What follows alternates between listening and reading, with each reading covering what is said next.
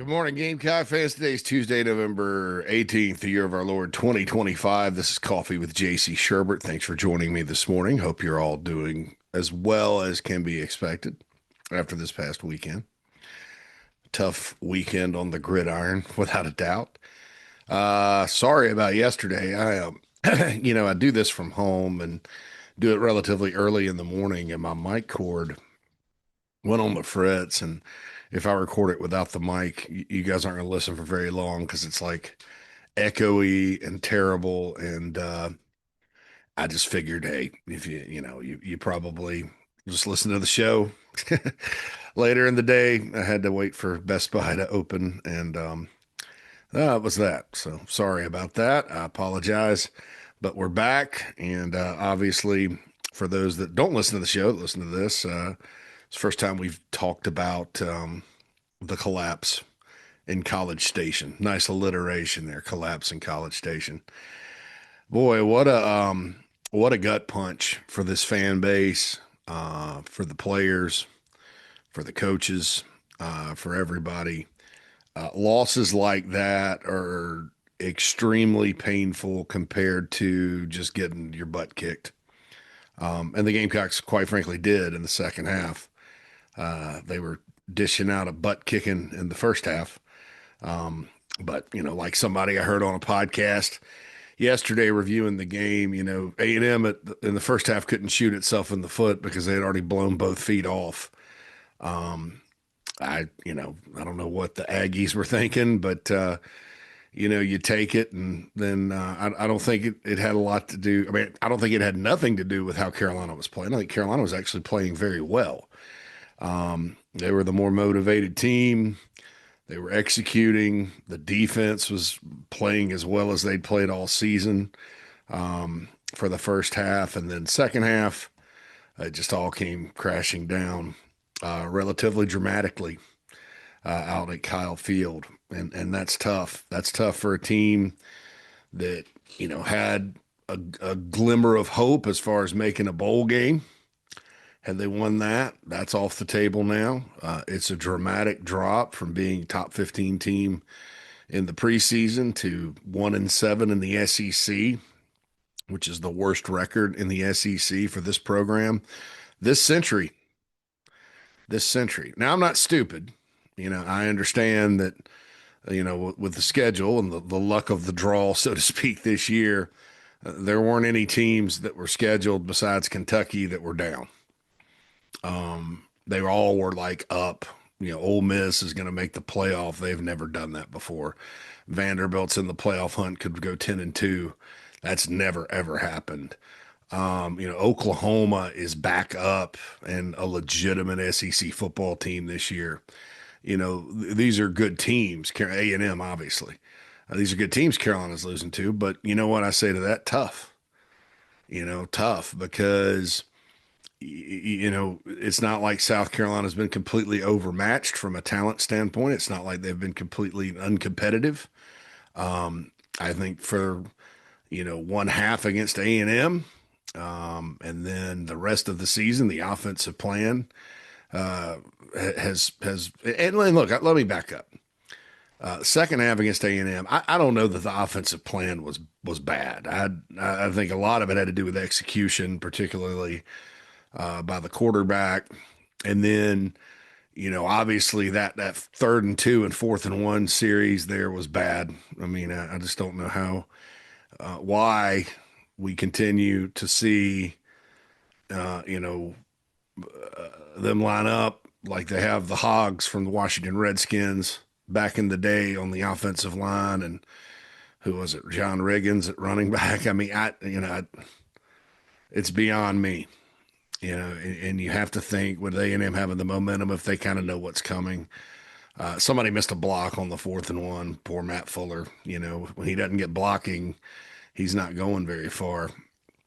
And it's another call that's blown up in Shane Beamer's face this year. A lot of these that have not gone Carolina's way this year are really 50-50 calls. I mean, it's like, well, it's a good call if it makes it, and it's a bad call if it's not. And he's on quite a heater with things not working this year. I think maybe the people that say you have a 240-pound quarterback, why are you handing it off again? That kind of thing. I agree. I'm there with your line of thinking. It's not. I mean, I don't know. The kid just blew the play up, and you had your chances. I thought it was a very creative game plan early on, and really into the second half. Again, it just didn't. They didn't execute. I'm not. I thought Mike Furry's debut as a play caller could have been great. It was just okay, I guess. Good.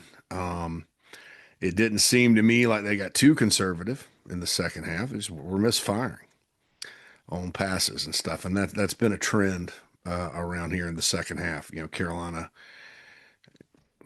scored what, two touchdowns in SEC play. That's how it ended up in the second half. So, there you go. Bad offense again rears its ugly head, and then the defense picked a bad time to not play well. A lot of it had to do with A&M executing, but missed tackles on the 4th and 12 early on. When A&M's clinging to life. When they lined up for that 4th and 12, I was like, man, if Carolina stops them there, I felt much better about a chance. And then there he goes, first down. Marcel Reed, who played horribly in the first half, came back and totally redeemed himself, right? Um, I thought the special teams units did their job. I thought that, William Joyce hit field goals. That's good, right? And you pin them back to the two, and they go on a 10-play, 98-yard drive. That can't happen. They got to go 98 yards. And I mean, that's why you punt, to make them go far, make them, settle down. Middle of the field's wide open. I mean, it was just a complete collapse by the Gamecocks in the second half. And, it raises a lot of questions, quite frankly, about the program. I know all of you are asking questions about the future of the program. It's, this is an unacceptable season. Uh, the minimum standards of this program have changed through the years. Uh, I think that getting to a bowl is the bare minimum around here. Because if you look at the year to year to year to year to year, that's happened more times than it hasn't. And it used to not. Used to not. Before Lou Holtz, back in the day, everybody's just happy to get to a bowl because it rarely happened. I think there were um, 9 bowl games in the history of the program. Um, and they had won one of them before Holtz got here, 2000 season. Things turned. Now, I'm not sitting here jumping for joy and shooting off fireworks and getting a bunch of garnet and black flowers and sending it to anybody if they make a bowl game, if they made a bowl game, right? Because that's pretty standard. But you have to hit the minimal standards of your program. I mean, that's just the bottom line, the minimum. That's the minimum. The minimum, if you do it for too long, is not good enough. But you have to hit that. I mean, it's just there's no reason why you can't. And then this year is particularly frustrating because it's not like they're just void of players, and it's one of those years where you just don't have it. We've seen Gamecock teams through the years that just didn't have it, that actually had winning records. Shane Beamer's first team, Will Muschamp's first team, some of those early Spurrier teams, they didn't really have it. They were deficient talent wise compared to some teams in the SEC that they played on the schedule. But they battled and squeezed out wins, found a way to win. And this team is not. When Beamer says they're not far off, I kind of, the part of that I agree with is that you have players. I mean, if you don't have players, you're probably not up 8 on Bama late. You're probably not up 30-3 at A&M on the road. You're probably not, in some of these games that you're in. Um, it was just an awful plan on offense from the get go. And frankly, I don't know that Lenore Sellers has ever recovered. I'm going to talk about him in a second, but it was just a disaster. And it was really not a great coaching job at all. A bad coaching. I mean, that's a lot of roads lead to that, folks. Um, it's just a tough pill to swallow when you have hope again, and then you guys, the fan base, you get the rug jerked out from under you. And look, I know the players are hurting, and I know the coaches are hurting. I'm not dumb. I know that. And I agree. Nobody hurts worse than those folks in the locker room, and I agree. But you have thousands of people, and Beamer admitted this earlier this year when he apologized and said he felt like he was letting people down, that care, that support, not just money, time, energy, effort. I guarantee you, Williams-Brice can have a good crowd next 2 weeks. You know, the fans, by and large, under Beamer's watch, have done their job. And to have something like this happen that did not have to happen is a very bitter pill to swallow. And, head coaching job, I don't know. It can always get worse. I think the next 2 weeks are very important. They're non-conference games, but Clemson and Coastal are obviously games you don't want to lose, especially Coastal. There's a lot of folks around South Carolina that have a lot of influence that will not accept that type of loss. I mean, it's just, you don't lose to those guys. I mean, it's in football.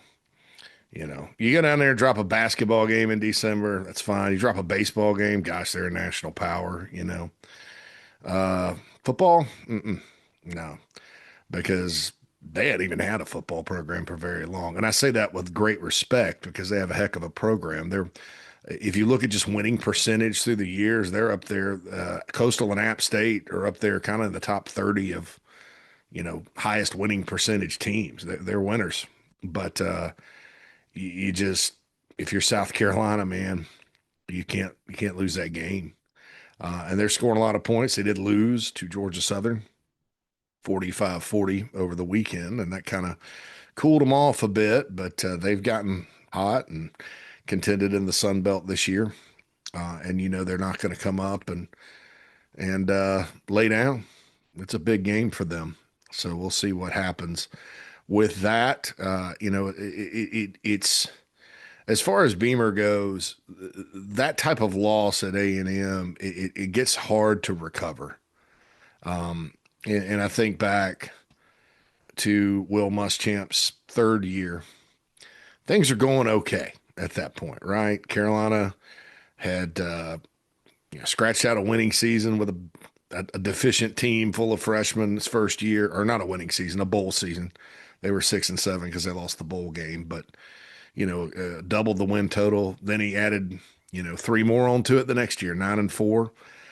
That team benefited from a schedule where some teams that were supposed to be good were not, but there was hope. He fired Kurt Roper. He installed a good offense, or better offense. The defense that year was very deficient, but Carolina had come back and beaten Tennessee. They had come back and beaten Ole Miss on the road, and they go to the Swamp. They're 31-14.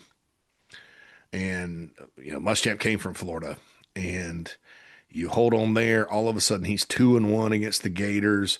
Dan Mullen does not establish a lot of momentum, at that point, because I think the Gators ended up winning that one and then winning out, going to the Peach Bowl, I think, and winning a BCS Bowl. Or it was wasn't a BCS, a playoff 6 bowl or whatever. And you kind of let them up off the mat. And they just kept running the ball. And I'm not sure the Muschamp era ever recovered, because that was 18. You had the game up at Clemson that, they couldn't stop them at all, but they moved it well. They beat Akron. And then the Virginia Bowl game was a disaster, 28-0. And the next year, 19, lost to North Carolina and Charlotte. Bentley gets hurt, and it just goes down from there. It just went down from there. And that game was haunting for that era, because they shouldn't have lost. Shouldn't have lost. Couldn't stop the run and all that. All that said, that team in the previous week against Ole Miss, they had like a bunch of dudes on defense just go out with injuries in the middle of the game. The defense probably wasn't going to hold, right? You didn't go into that thinking, well, they're at full strength or whatever. The team Saturday at A&M was at full strength. I mean, there was nobody injured that was key, unless you're talking about the guys that were out for the year. Um, but that was that. I also remember the Spurrier era in 15. And they had a bunch of these where they kind of blew it at the end. The most egregious one was against Tennessee at home. Pharaoh Cooper had like 1 billion yards that night, and Carolina's rolling. I mean, it wasn't a very good Tennessee team. It's Butch Jones' second year. Carolina was getting revenge for a game they lost the previous years at Williams-Brice. They're at 42-28 late, and somehow Josh Dobbs engineered 2 drives, and they came back, hit their field goal in overtime. Carolina missed. Dylan Thompson, they dialed up a sack late, and Thompson got sacked, took them out of field goal range. They missed it. Lost 45-42. Spurrier couldn't even talk in the press conference afterward. That was such a deflating defeat. And, from that point on, some good things happened. I mean, a good thing happened. I mean, I guess they beat Miami in the Independence Bowl and somehow beat North Carolina at the beginning of the next year in 15. But by game 6, he was gone. So that kind of stuff happens and tends to not be good. And I think the best way to describe it with Beamer right now would be that he's kind of boxed himself into a corner in many ways with that loss. And also, I understand people are reacting about it. And honestly, I've said this before. I don't really care what he says to the media. I've never cared. I think it's frustrating sometimes because that's kind of how you communicate with fans, and I get that part of it, and I've said that as much. But the only thing I've ever been kind of a little bit critical of is the question about the play calling, which obviously was an issue. Obviously they had a little bit better play call on Saturday, and offense kind of looked like we thought it would, at least for a half, right? Running misdirection and rolling Sellers out. You had a nice trick play. They were able to run the ball with Jawarn Howell some.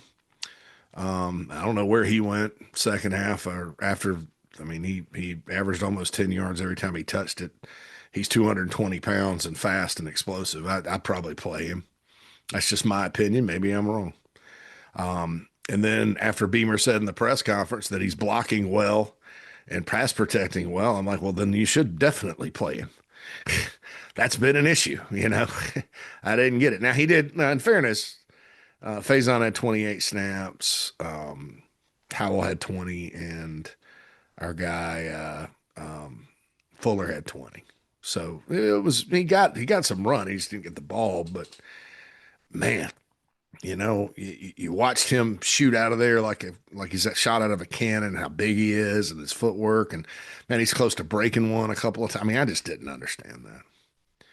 I just didn't understand that. I mean, you got a guy that's fresh that hadn't played all year.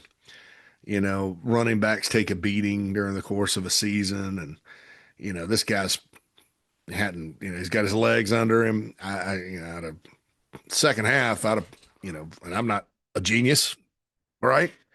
Second half, I probably would have ridden Jawarn Howell a little bit and said, hey, we're going to run the ball with Howell and Fuller and, try to, and Faison. But it was all Faison. And, Rasul had one fantastic run, maybe the run of the year for 22 yards. But that's kind of him. He's kind of like a guy who's got 1, 3, 2, 1, and then boom. And I like Faison. Don't get me wrong. I wasn't saying take carries away from him. I'm just saying you got a kind of a war horse back there that has, and look, you put him in the second half and he kind of doesn't go very far, then you just play somebody else. I mean, it's that simple. I didn't understand that at all. But yeah, Beamer's kind of boxed himself into a corner with this because you lose a game like that, and then here's what everybody sees. And yeah, I kind of got off track there talking about Jordan Howell. Um, Everybody saw the interview that were watching on TV, and for those that were at the game or listening on the radio. And I didn't, this is not something I was like going to go crazy about, but it kind of made my stomach sink. They're up 17-3, and I don't like the in-game interviews of football coaches or basketball coaches. I just, baseball, I don't mind that. You got a little time in the dugout, the game's, slow or whatever, that's fine. But, not basketball and football. That's okay. TV people are going to TV, right? And so he starts talking about last year and how they beat him by 24 points. And I'm like, dude, you're only up 17-3. And that was last year. Last year's team, as outcome wise and play wise, is completely different. Plus, you're at home. Plus, Texas A&M is demonstrably better than last year. And then let me just roll this down. And this is, I think Beamer and the coach, Beamer could help himself by probably digging, having a little bit more ammo in the chamber. I mean, he says a lot that, talks about doing good on good in practice, and, they do some scout team, and that they prepared for whoever. And I have no doubt that's happening. But you probably should have been aware that Texas A&M was one of the best second half teams in America.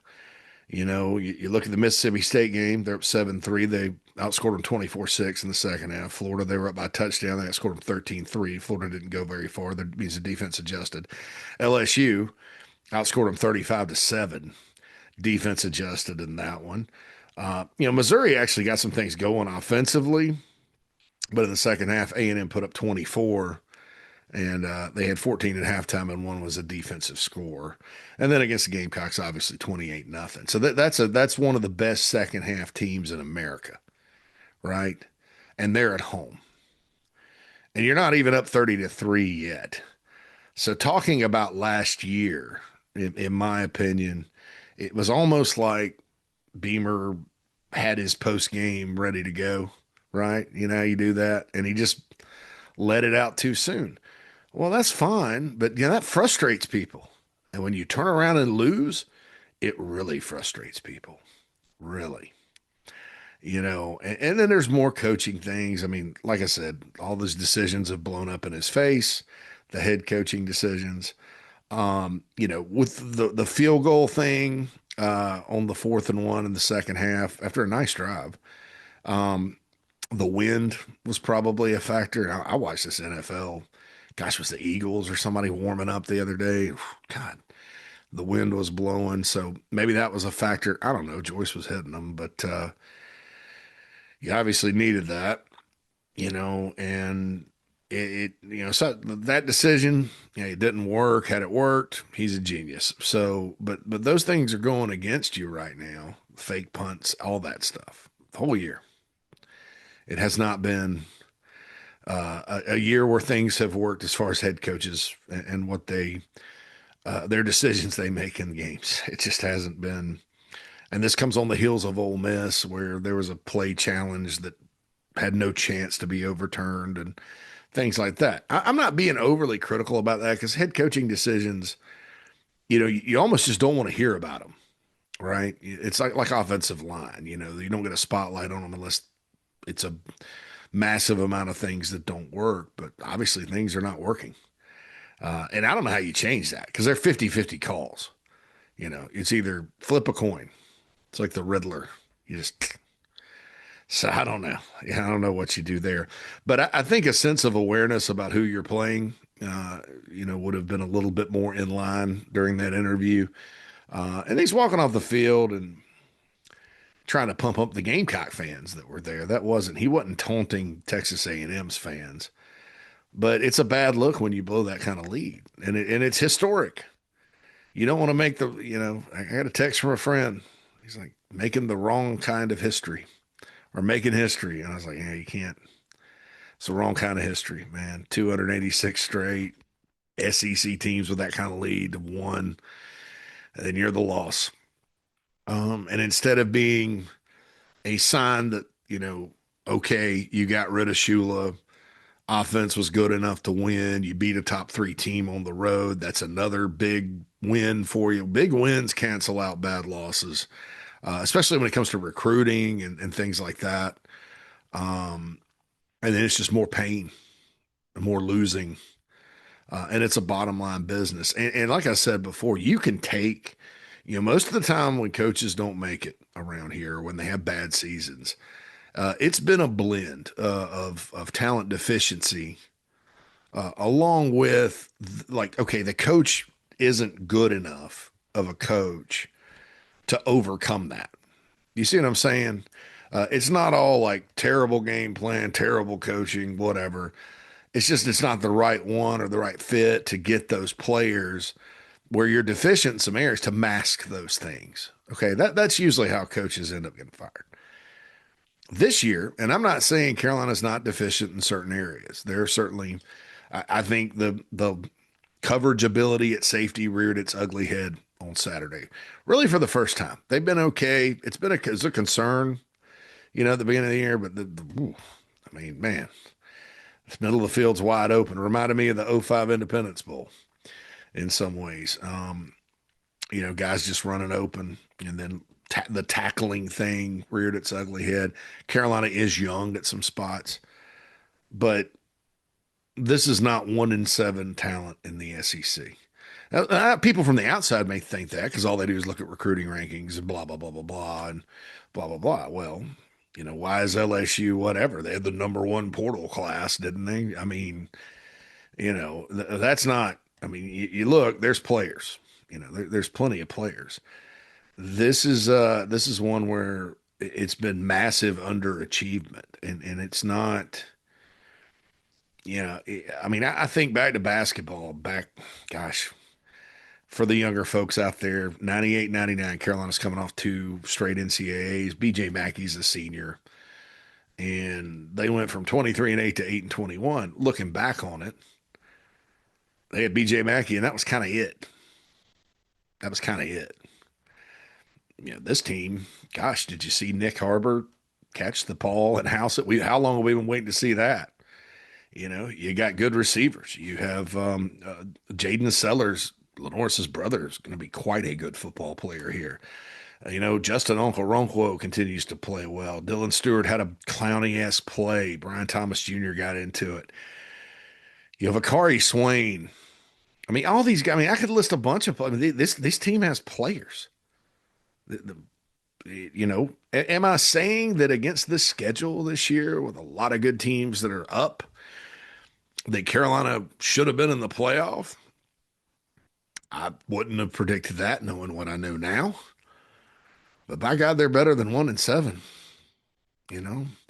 and blowing leads, that happens to bad teams, right? Teams that don't know how to win, teams that are not, don't have a plan to win, that kind of thing. And I'm not saying they didn't have a plan to win. I'm just saying whatever plan they had was not good enough Saturday. Lenore Sellers. Okay, so I'm not jumping off the Lenore Sellers bandwagon. I think he's a stud, great player, all the gifts in the world. But I would be blind. It's like Coach O said, Ray Charles can see that. If I hadn't said he's regressed, I thought he played really well in the first half. I thought, here we go. Here's what concerns me. Okay, here's what concerns me with him. And I think this is something he could work on, and it would probably help the team and him. Okay, this sliding thing he does is great.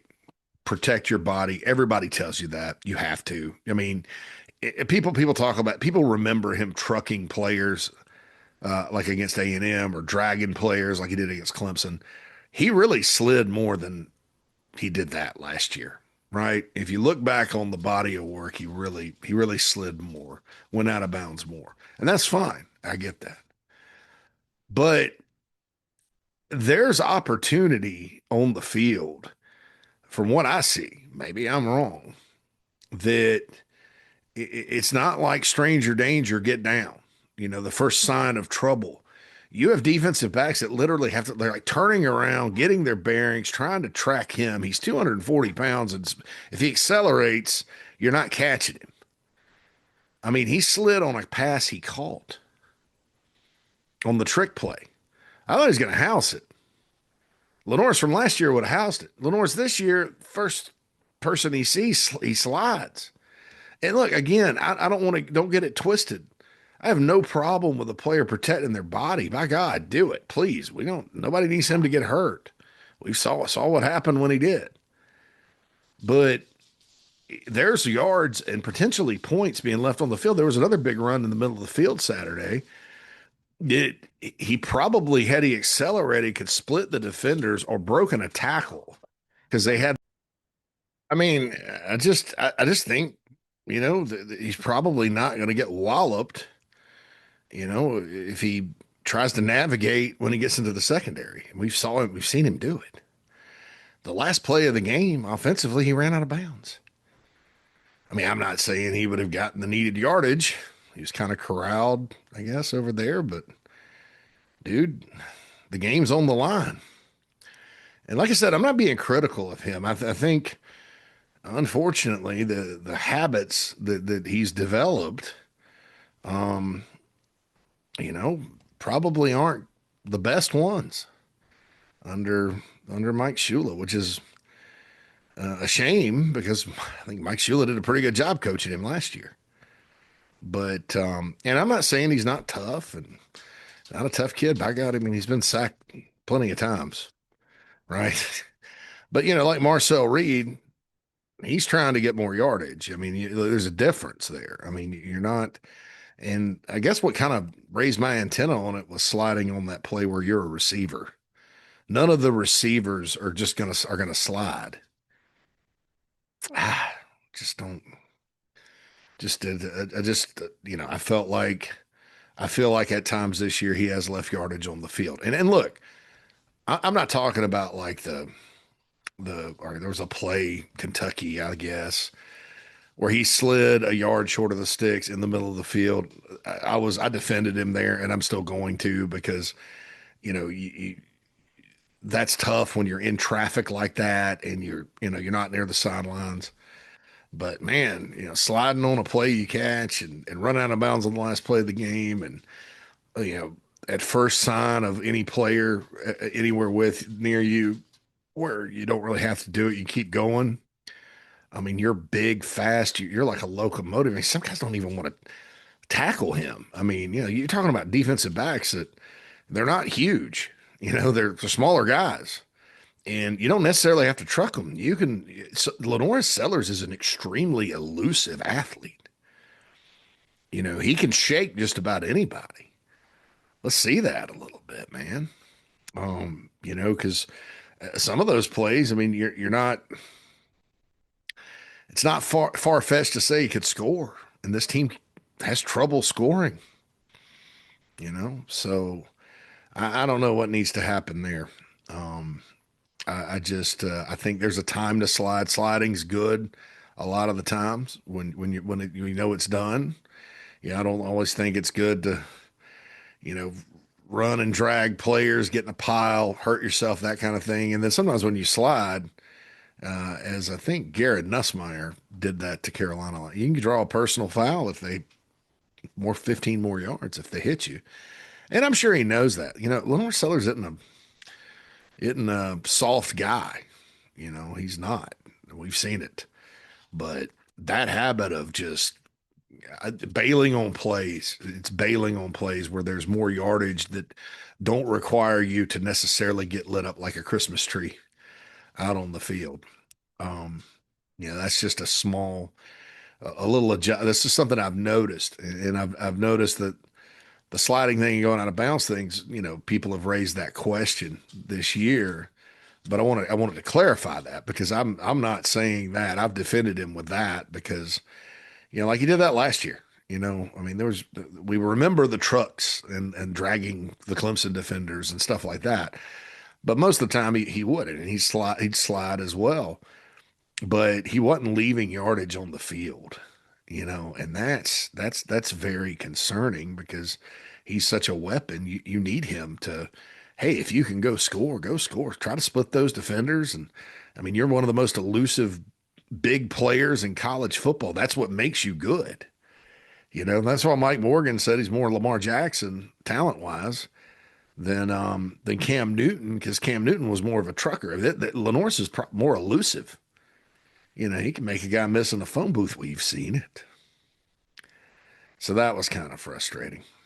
But like I said, hard to be overly critical of him. That's just something I've noticed. And it gets back to coaching. Coaching. They got some coaching things to clean up the next 2 weeks, hopefully. As far as the future goes, I don't know. I would guess that right now, um, as best I can put it, the next 2 weeks are important. I've said for a while now it can always get worse, and it can. It certainly may not feel as bad as this past weekend, but it can always get worse. But that was a complete collapse. Hard to recover from that, as we've seen through the years. You hope for the best and all that.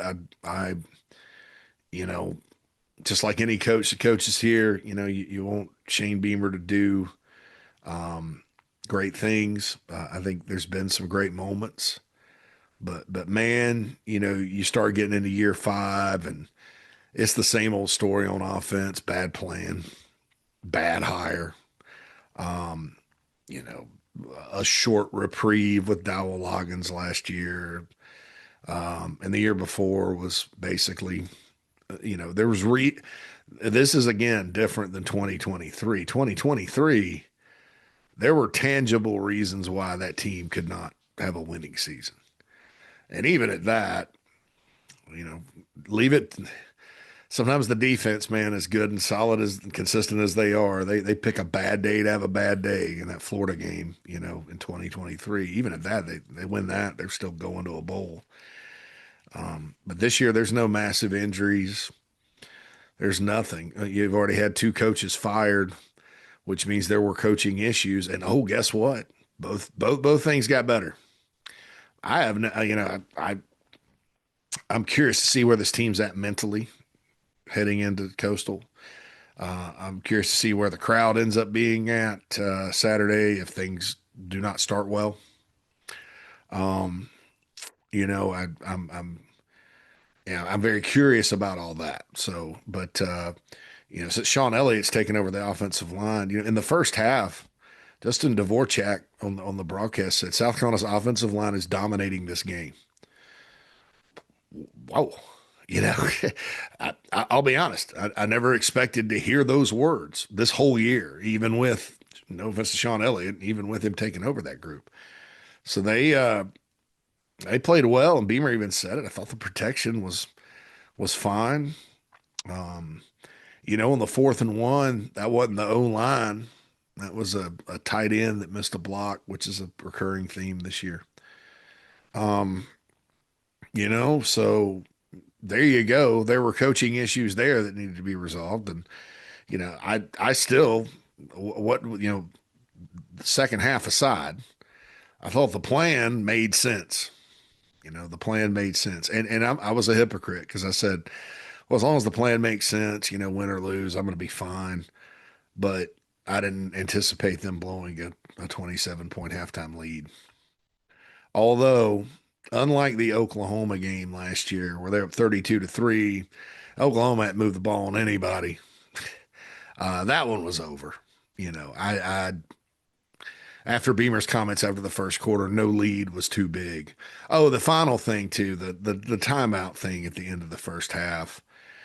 I mean, man, you sure could have used a touchdown there. You always want to score touchdowns and not field goals. Although I will say, I sat there and told my buddy I was watching the game with that, just don't come away with no points. Kick the field goal if you have to. Get to 30 and go to halftime, and that was fine. But man, you look back and the time ran off the clock, and then Beamer's answer was, "Oh, I didn't see it." You got to see that. I mean, if you're going to make those decisions. So I don't know what that was. It's just another bad look, and I feel bad about that. But it is what it is, right? It is what it is. And you could have scored a touchdown. 34-3 is probably a little different than 30-3, obviously. 30-3 is one of those NFL scores where you're like, it's 4 touchdowns, 4 extra points, you can win, you know? So anyway. All right, folks. So I know everybody's frustrated. Thanks for hanging in with us here on Coffee and the show, the morning show. Preston Thorne's going to be in today. Mike Morgan's going to be in today with JB. It's Terrible Tuesday on the show. Phil and I'll be talking a lot more about this and the future and all that good stuff. What kind of job is South Carolina? I'm not saying it's coming open, but yeah, I heard somebody today, same podcast that used the analogy about blowing both feet off. And this was somebody who has no idea about South Carolina football and anything about it. It's just, why does Beamer have a job after the collapse and really the collapse of the season with the expectations? And with Lenora Sellers and all that. And valid points externally, but one thing I will take exception to, I mean, he mentioned it's not as good of a job as Arkansas, and you can make a case Stanford and UCLA are better jobs. I'm like, no, no, no. Because his contention was Beamer's safe because of either the buyout or the fact that, Carolina, with all the jobs open, and we all have seen these schools that have these job openings right now. Everyone's like, oh God, it's such a great job. And they're all focused on Lane Kiffin because he's probably, the most desirable coach out there. Everything else is kind of a crapshoot, if you want to be honest. And it's probably not the best year to hire a head coach anywhere, including LSU. What if LSU does not get Lane Kiffin? Where are they going? Florida's probably Eli Drinkwitz, Jed Fish. I don't know, there are a lot of, and then because a lot of the guys that are really good, Dillingham and Jeff Brom, despite Jeff Brom's, the Louisville fiasco against Clemson last week, they're all Clark Lee. They're all at their alma maters. They're all at the schools. Brent Key, all at their alma maters. And so it's unique in that way. But we'll talk about what kind of job South Carolina is. I don't think that's an inappropriate discussion because and that's not anything to do with Beamer. It's just kind of push back on the narrative around here or outside that, oh, it's just not a very good job, blah, blah, blah, blah, blah. It's, I was told it's a good job, but it's a hard job because it is hard. That said, there was no excuse for this year. It being a hard job has nothing to do with what happened this year because this was a cycle up, or maintained year. This was this is one of the better rosters they've had. And they completely misused it. So just hope for better days. Anyway, this has been Coffee. JC Shurburtt signing off. See you on the show, folks. Holla. JC and Mad Dog Bully.